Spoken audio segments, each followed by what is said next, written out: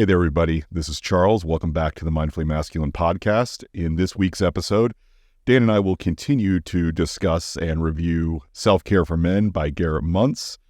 This week, we're going to talk about facials, one of our favorite services that we get at the spa. And we'll give you a little clue on what to expect if you've never been to a spa for a facial before. Please like, subscribe, follow our podcast wherever you get your podcasts, and enjoy our full video episodes on YouTube. Thanks, and we hope you enjoy the episode. Good afternoon, Charles. How are you? Terrific, Dan. How are you? I am well. Yeah, I'm looking forward to, we're wearing the same clothes as last week, as you may have noticed. So it's because we're recording two on this fine Valentine's Day / Ash Wednesday. You're looking very non-Catholic today. I am very non-Catholic every day, actually. So am I. So am I. Which surprises a lot of people because my last name is so Italian sounding. Yeah, the Calabrito line, at least the one in the United States, has avoided the Holy Roman Catholic Church so far. Right. Okay. We'll see if that keeps up. I like to keep my options open, but I don't see it happening. So it's Ash Wednesday. It's Valentine's Day. It's the Wednesday. Yeah, it's the first Wednesday after the Super Bowl, which I really enjoyed. I enjoyed the enjoyed the heck out of the game. That was a great game.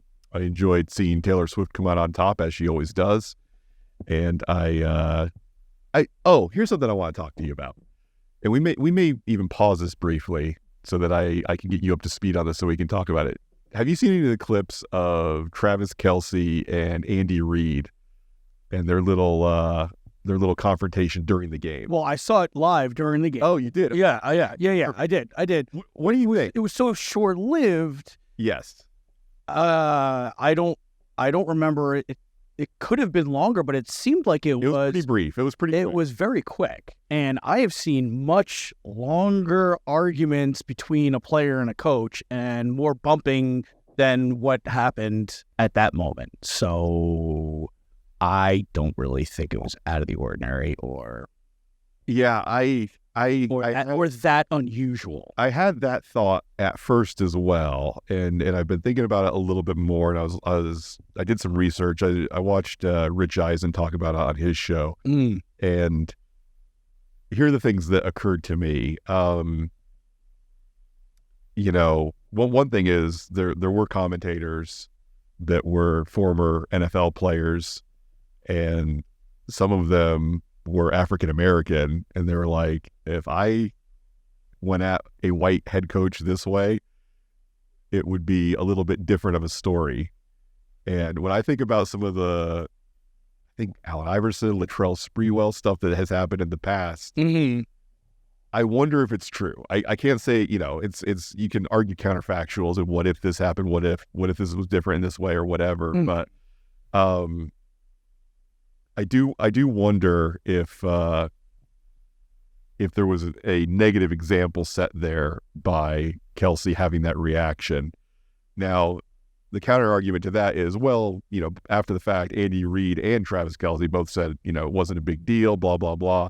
It's like, yeah, but Andy Reid is in a pretty highly incentivized position to say it's not a big deal. Yeah. When you look at, it's his job to be the head coach. It's his job to be the leader. So for him to say, yes, I felt like I was in danger. I felt like he was intimidating me. I felt like, he could have hurt me. That's not something, I don't think Andy Reid's in a great position to be completely honest about that, if that is what he was in fact feeling. Yeah. So, again, it was so brief. I didn't get that impression that he felt that way. His body. I would watch it. He got bumped and almost fell over. Okay. Yeah, so there was physical contact as well as the screaming in his face. Yeah. So, I'm gonna say, yeah, that's not something a player should do. I think he was setting a negative impression by not respecting the coach and not respecting the human being by bumping into him. There shouldn't have been any physical contact. You know what? Tensions get hot and people get heated. So I understand maybe the yelling could have happened. There's no place for the physical contact. The yelling back and forth again. He's your coach. You do need to respect him. So that's kind of, that's a fine line. Cause I played soccer in high school. And so I mean, we were high school kids, and so we were scared Right. crapless out of our coach. There's no way we would have. Now we would have huffed and puffed. And a couple of our prima donna players, our forwards, that when they didn't get what they wanted, sometimes they would do that on their own. But there was never like yelling at the coach. But these are also full-grown adults now. They're all professionals. They're all at a very high level. So, I mean, Travis Kelce, whether you want to, acknowledge the Taylor Swift connection or not, he's riding on a bit of star power right now. Sure. And I mean, I've been impressed with so many things that he said and the way he's conducted himself with the media lately. But then when I saw him do this, I was like, that looks like, I get the stakes are so high for somebody's career when they're in the Super Bowl, but emotional dysregulation is emotional dysregulation. Right? So refresh my memory. Now, what I remember was that he was upset because the coach had taken him out for a play, or was it more significant than that? It was, I don't know if it was a play or two plays, but it was basically, put me in, coach, I want to play. I think a turnover had just happened, and I think his position was that turnover would not have happened if I was in the game. So he was pretty frustrated. Oh. Now, I don't think we went directly to the person that subbed in for him. I could be wrong about that. But his position was, put me in and better things will happen than this. Okay, so here's a question for you. Yeah. I know coaches have played with star power in the past where, and I don't remember who this was, but I remember there was a specific situation where a coach intentionally benched some guy who's getting a little too much attention. That was an episode of Ted Lasso, yeah. Was that? It might have been Ted Lasso. It could have been. He definitely did that to Jamie at some point. You know what? Maybe that's what I'm thinking. Wait, didn't no. Wait a minute. No, didn't it happen with Tebow when he went to the Jets? I think because they were making a big deal of Tim Tebow going to the Jets, and he was getting way too much attention, and I think they sat him at times where he should have been playing, or it might have been another team. It was because, Tebow brought so much attention, right. And for whatever reason, and it might have been at the Jets, it might have been at one of the other teams he was at, it might have even been at Denver when he started, but I remember they where it was a perfect opportunity to use him. And they chose not to. They chose not to multiple times. And it was very obvious. Like the coach was trying to make a statement like, I'm still running this team and in charge kind of thing. And yeah, and Ted Lasso might have been absolutely a part of that as well.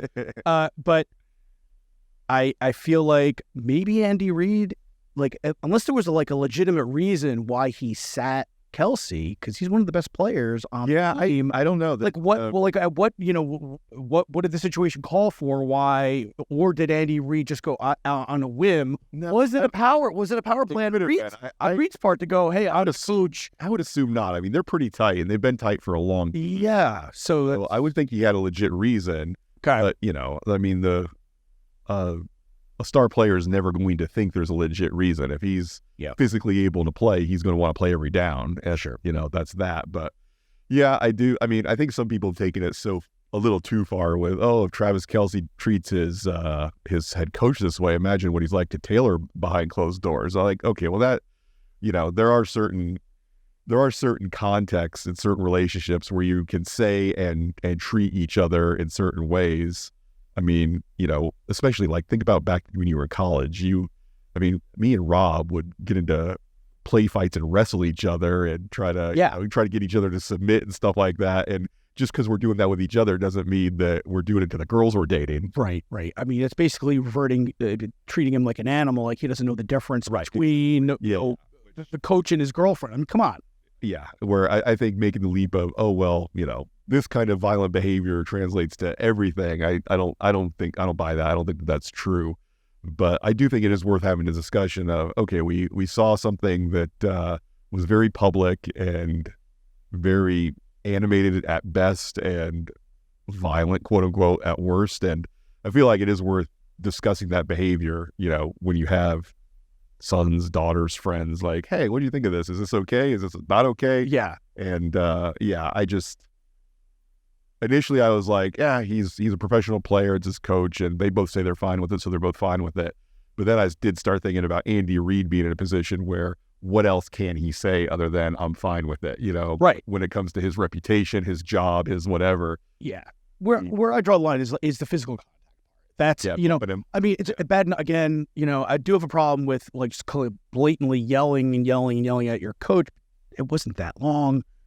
I think with a physical contact, that's where I really draw the line. You shouldn't be doing that regardless. Yeah, I generally believe whatever the reason. Yeah, you don't touch people in anger for any reason ever. No. And but again, well, the opposite viewpoint will be, well, you guys don't know. This is these guys have been playing sports all their lives and blah blah blah. It's like, yeah, I feel like that kind of doesn't matter. I think, emotionally regulated men and people in general do not put their hands on other people if they're upset. Well, that goes to our point, actually. If you've been playing sports, this isn't a new experience for him. Yeah. He's had coaches his whole life. Yeah, it's not like every coach's whole life has always been, now listen, if you get too upset with me, just go ahead and shove me. Right. Yeah, that's not something he's ever heard. Right. Come on.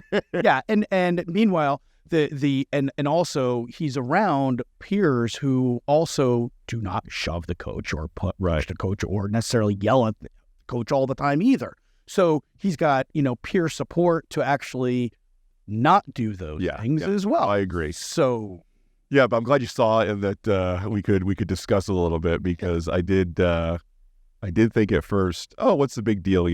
But then it's like, it's still a line that I think the world's better off if people don't cross that line than if they do cross that line. Yeah. And so one point I did hear was we'd be having a different discussion about it if the Chiefs didn't win. If the Chiefs lost, I think that bump, that shove would probably be a little bit more of a thing to talk about. Right? Spin that into, it disrupted the whole harmony of the team and everything else like that, which, It's the same thing they've been doing with Taylor all season, where it's like, if the Chiefs lose, then it's a distraction. But if the Chiefs win big, it's not like, let's give Taylor some credit for this. Yeah. It's all about what makes the story, Yeah, for sure. So, all right, let's talk about facials. I used to get more facials, as I said in, I guess last week or the week before's episode, or maybe it's been a few weeks now. When I had a membership at Hand and Stone Massage, they'd hit your credit card every month and you'd build up credits and you could go get a facial or get a massage. And I would pretty much go about 2 massages for every one facial. And, man, they are really relaxing. Maybe not quite as relaxing as a massage is, but they feel great.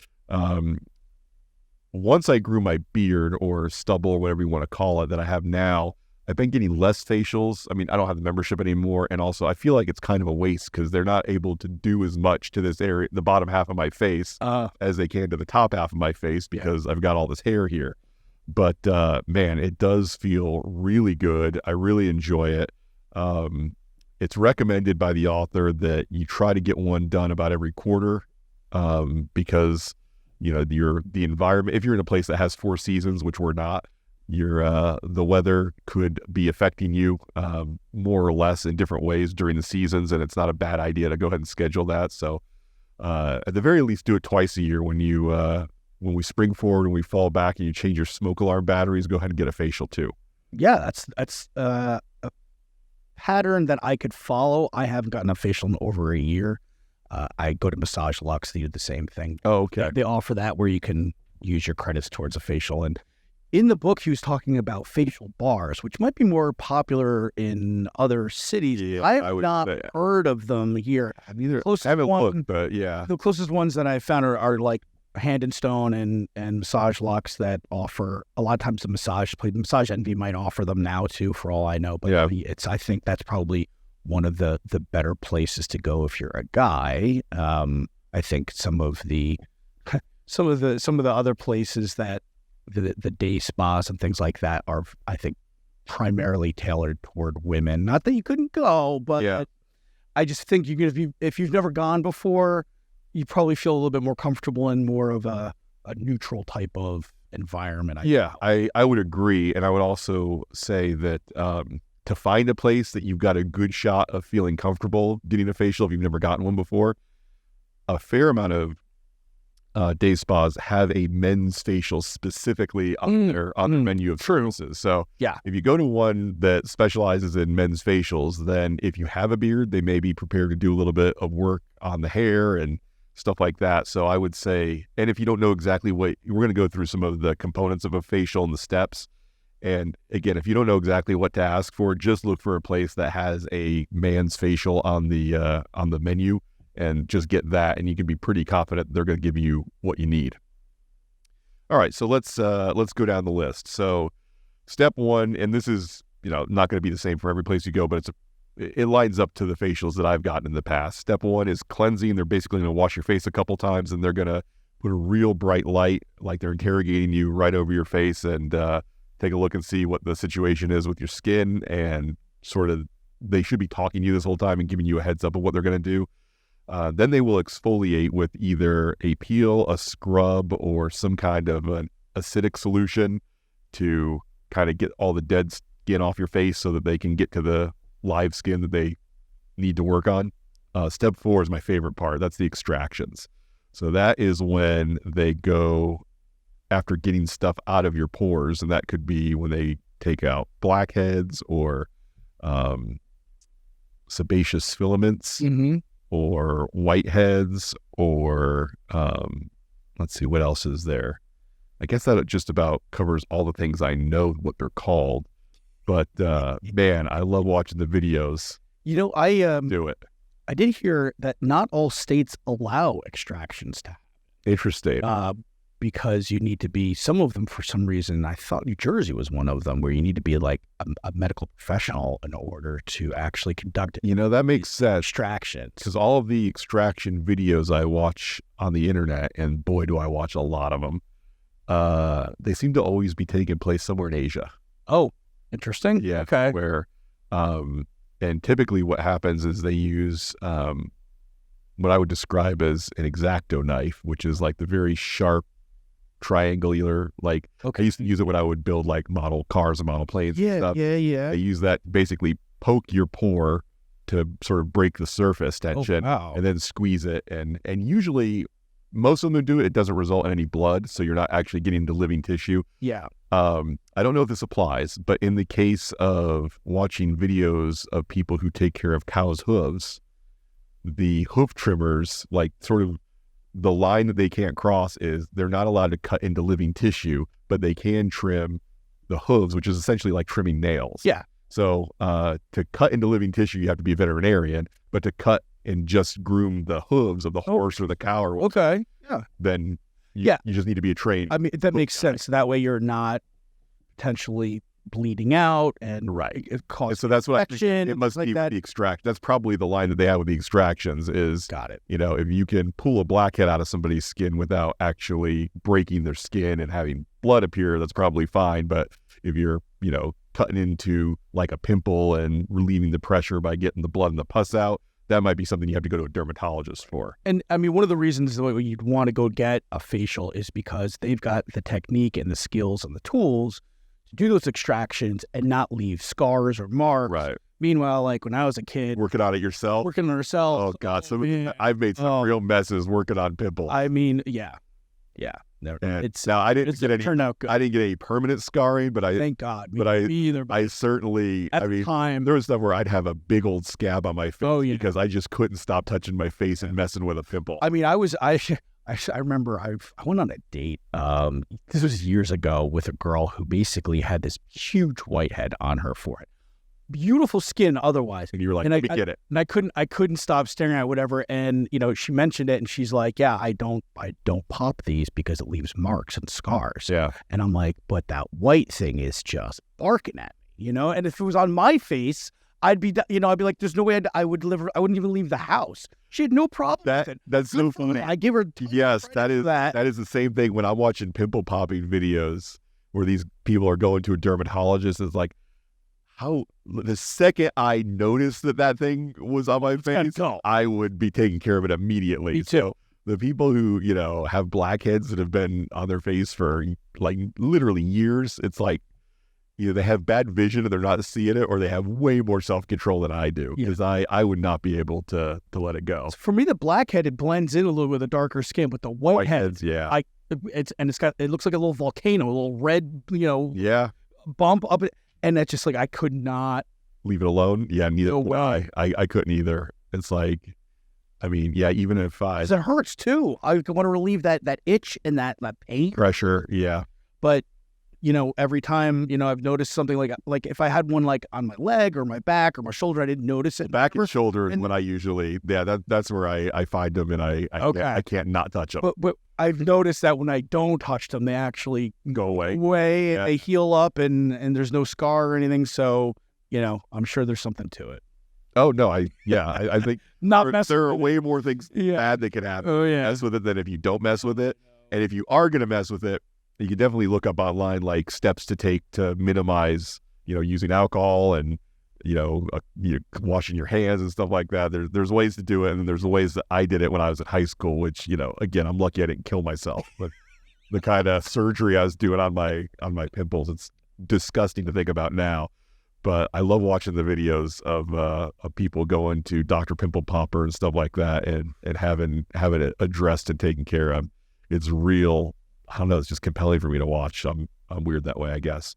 Okay, so after the extractions, again, my favorite part, they will usually paint on some sort of a mask. Which, man, that feels so good when they like have the brush and they like actually paint it on your face. Yeah, love that. Yeah, Hand and Stone, they used to do it with some sort of a pumpkin mixture, and so it smelled like pumpkin bread. Was this only in the fall? No, it was all. I think it was all around the year. I guess there's something about pumpkins that makes for good face masks, but it smelled like pumpkin bread.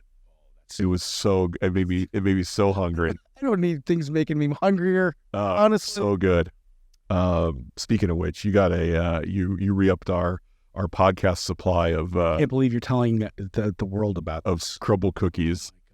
And we've developed a system where we're keeping gluttony at bay by buying the crumble cookie and cutting it into 16ths.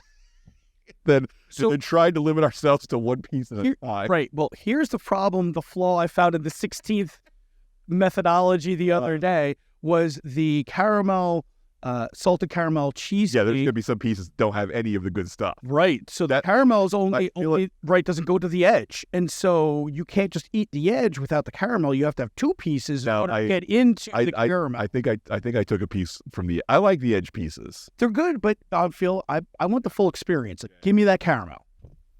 Yeah, they should. So I'm eating an eighth of it, not just a 16th. That's a big difference. Yeah. Twice as much, one might say. Yeah, but they're good. The chocolate strawberry that you have. I'm glad you like it because I'm not it was okay. I didn't think I would like when you described it. I was like, eh. And when I saw the video on their Instagram, I was like, eh. Because it doesn't look that pretty. When I got into it, it's like, wow, this is it's got so a good strawberry flavor. I give it and that much. Dark chocolate too, and it's very very Valentine's-y. Yeah, the vanilla bean. Vanilla bean is vanilla bean cupcake. That is so fast. The salted caramel cheesecake's probably my number 3 among the 3 that you got. Okay. I think I put the chocolate first and then the vanilla bean.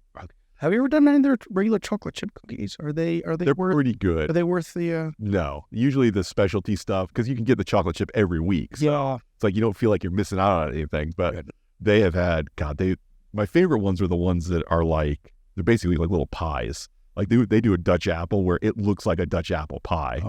And like the cookie is kind of like dug out like a pie crust, and then they put the topping on the inside. So good. Okay, anyway. Speaking of stuff that'll make your face erupt into acne and pimples. Okay, so then after the mask, they will do whatever kinds of treatments, and we're going to get into the list of treatments. And look, caveat emptor when it comes to this stuff. A lot of this, it feels good and it feels interesting. Nobody's doing double-blind, placebo-controlled studies to see if any of these facial technologies that people are selling actually work. I feel like most of what they're doing is providing you with some novel sensations and novel feelings, but, are they actually making your skin look better? It's like without some sort of a clinical trial protocol. Yeah. I kind of doubt what kind of work they're actually doing. The other thing in terms of buyer beware here is that they are going to try to sell you a lot of upgrades, a lot of the product that's used on your skin, which is very expensive for very little amount, and I feel like most of that stuff is probably overpriced, especially if you're buying it from. Yeah. Especially if you consider you're buying it At the spa. yeah. And it's never like the spa's product. They're reselling somebody else's product, usually a high-end line, and so they need to make their money in addition to the high-end line. Exactly. Probably already overpricing it to begin with. So I would say start, and he recommends in here to start with something basic as a facial, and and then for your first one, and maybe not buy anything. Yeah, speaking of not buying anything, if you go to a Massage Luxe or Hand and Stone for a one-off massage or facial, they're going to push pretty hard to get you to buy a membership usually. And I would, especially with facials, maybe with massages, I would recommend don't do that like right after your massage or facial's over. Because with your face especially, give it a couple days, make sure that you don't have a negative reaction to something, make sure Great point. your face doesn't end up looking a way that you don't like your face looking. Because if you sign up for the thing right then, and then, a day, you wake up the next morning, your face is all red and blotchy, you may kick yourself that you signed a contract for something. So I would say don't let them push you into it. They pretty much every time you go and buy a one-off facial, they will give you whatever offer or sale or whatever as part of the subscription that they're going to give you. So yeah, if they give you the impression this is a once-in-a-lifetime offer that you'll never hear again, it's probably not true. Mm-hmm. It might be, a lot of times it'll be every other month they have the same sale. And so it's just a matter of waiting long enough to get that offer again. So some of the treatments that they may try to sell you on: oxygen, microcurrent, radio frequency, lymphatic massage, LED light therapy, and microdermabrasion. Now, the only one of these I've heard of LED light therapy, and I've heard of microdermabrasion. I've not gotten any of these optional ones done myself. Yeah. And I'm not saying they're not good. I'm not saying they don't do something for you. I'm just saying I don't know that they do anything for you, and I don't know that the people at the spa who are selling them have any kind of evidence that they, other than anecdotal, that they do anything. So again, I would just, especially if you've never got a facial before, just get the basic facial or the men's facial and say, I'm not doing anything extra today. I just want to see how this feels, and maybe next time. Yeah. And usually, I don't get really high pressure sales at these places. They probably aren't going to push you, but just, yeah, they're still operating for tips. So if they're going to be a little bit aggressive and pushy, that could cost them some money. Exactly. Yeah. So I don't think they're going to really push you for it.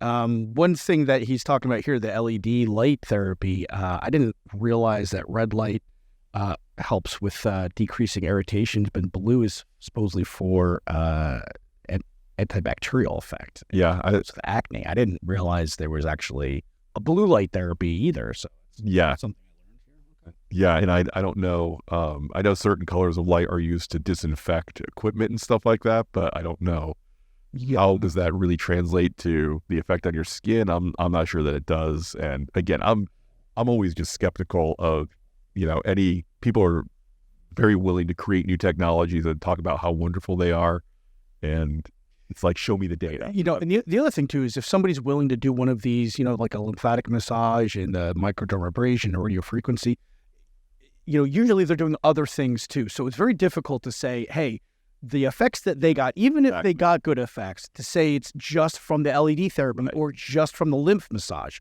because they're doing other things too that you probably aren't doing. Yeah, so the variables are not being managed or controlled. Yeah, I agree. So again, I'm always skeptical.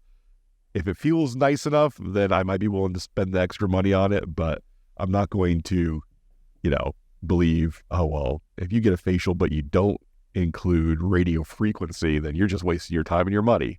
So stuff like that. The other thing I will say is, like we said about massages, if you do find somebody you like and you keep going back to them over and over again, they're going to get better at giving you a facial, just like the massage therapist is going to get better at giving you a massage. And so the quality of the service you're getting could keep going up and up and up the longer you stick with somebody. Now, don't keep going to the same place just for this reason. You can try out a bunch of places and find somebody that you like and somebody that, feels really good, feels really relaxing. The environment is what you like. But yeah, if you can find somebody that you do like and you keep going back to them, your skin will probably keep getting better and better looking the longer you use that same person. Yeah. And the other thing to think about is if you take the time and effort to go and get these facials done every few months, Yeah. you're going to tend to start better routines around your skincare and your facial care. Oh, for sure. On your own, too, because you are knowing that you are spending the money and the time and the energy to get these facials, and you might be like, oh, hey, well, I don't want this to just completely go to waste in between. I will wash my face this morning, or I will, just wipe off the grease and the grime with a toner before you go to bed at night. And so it might be a little bit more of incentive to develop some better daily habits of your own. No, I agree. Just kind of like getting a manicure or pedicure. Hey, you're taking care of your nails every so often by a professional. So maybe I'm going to put a little bit of moisturizer on my hand, not let it dry out or let things crack up. In between, right? It's similar to the mindset of, when you start walking or running or doing cardio, even though that activity makes you hungry, it's easier to say no to that 500-calorie donut when your Apple Watch just told you that your 2-hour run only was good for burning 250 calories. Right. Yeah. It's like once you start investing and being aware of a particular part of your life, then you'll be a little bit more aware of all the things that affect it. Yeah, it's part of an identity shift, right? Right. Now you are somebody who cares about the way they look and the way they eat, the way they exercise, right, versus, and it just took flying by the element of your pants. Right, and it always took one element of that. So exactly. I mean, maybe it's getting the facials, and all of a sudden, you're like, oh, maybe I'll start walking a little bit more. Maybe I need to take better care of myself in other ways. I'll eat more whole. And so, I mean, that's process. Right. And so, I mean, that's good. If you find one tool in here to take better care of yourself, you're going to be loving yourself a little bit more. And you might start loving yourself in other ways that you didn't expect. Hear, hear. We can hope that that's the result of this book. All right. So another short one, and I like it. I hope if you want to shoot us an email at either, just use mindfullymasculine@gmail.com. Let us know if you like these shorter episodes or if you hate them and wish we were doing 1 hour and 35 minutes every week. That no promises, but we still want to hear your opinion, even if we'll never go back to those. Thanks, Dan. I will talk to you next week. Bye-bye. Bye. Wow, you made it through the whole thing, so you must like us at least a little bit, in which case you should definitely follow or subscribe to our show in your chosen podcast app. Thanks. We'll talk to you next time.